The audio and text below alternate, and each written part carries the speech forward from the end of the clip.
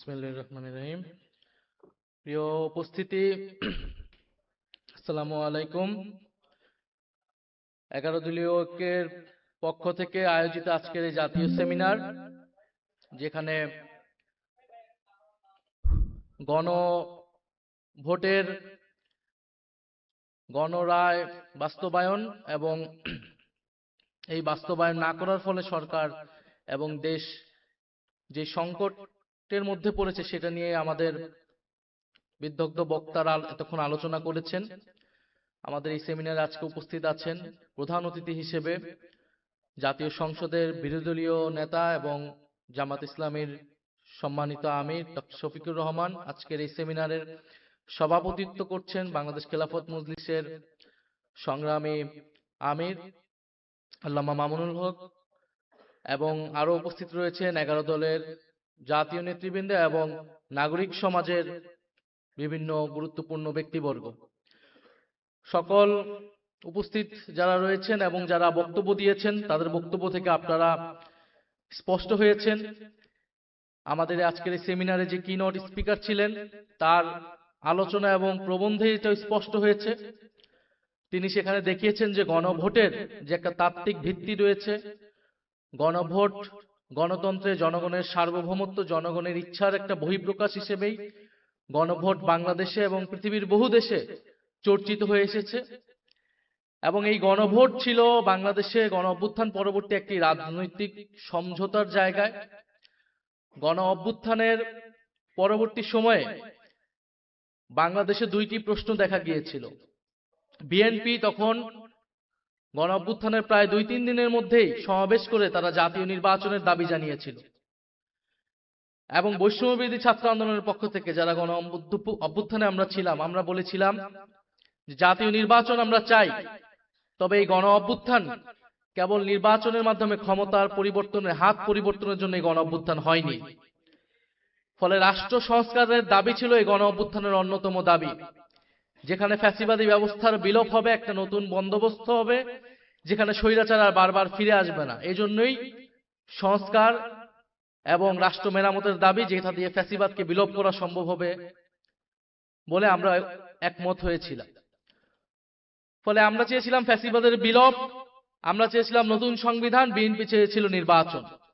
ফলে একটা সমঝোতায় আসা হলো ঐক্যমত কমিশনের মাধ্যমে। সেই সমঝোতা হলো সংস্কার। আমরা নতুন সংবিধান গণপরিষদের দাবি থেকে আমরা সংস্কার পরিষদের জায়গায় ঐক্যমত হলাম। বিএনপি ও নির্বাচনের জায়গা থেকে কিছুটা সরে এসে অনেকগুলো সংস্কারে ঐক্যমত হলো বাধ্য হয়েও। সেই জায়গা থেকেই গণভোট হলো। কিন্তু গণভোট পরবর্তী সময় আপনারা সবকিছুই দেখছেন যে কিভাবে গণভোটের গণরায়কে অস্বীকার করা হয়েছে। বিএনপি এখন একটা কৃত্রিম বিরোধ বা সংকট তৈরি করছে যে জুলাই সনদ বনাম জুলাই আদেশ। তারা বলছে জুলাই সনদ তারা অক্ষরে অক্ষরে পালন করবে, কিন্তু জুলাই আদেশটা অবৈধ, যে জুলাই আদেশের ভিত্তিতে গণভোট তৈরি হয়েছিল, গণভোট অনুষ্ঠিত হয়েছিল। ফলে তারা একটা বিরোধিতা তৈরি করছে, কারণ তারা জুলাই সনদকে তারা তাদের নিজেদের দলীয় ইশতেহারে পরিণত করেছে, এবং এই সংকট তৈরি করেছিল বলেই তখন গণভোটের প্রস্তাব এসেছিল।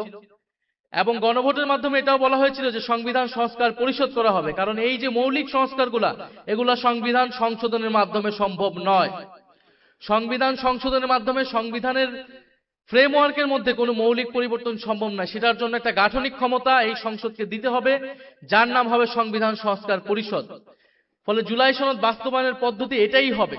কিন্তু আমরা দেখেছি সংসদে তারা নতুন করে একটা মুলতবি প্রস্তাব এনেছিল, যেখানে তারা বলার চেষ্টা করছে জুলাই সনদ কোন পথে বাস্তবায়ন করা সম্ভব, জুলাই সনদ কোন পথে বাস্তবায়ন সম্ভব, সেই আলোচনা ঐক্যমত কমিশনেই হয়েছিল।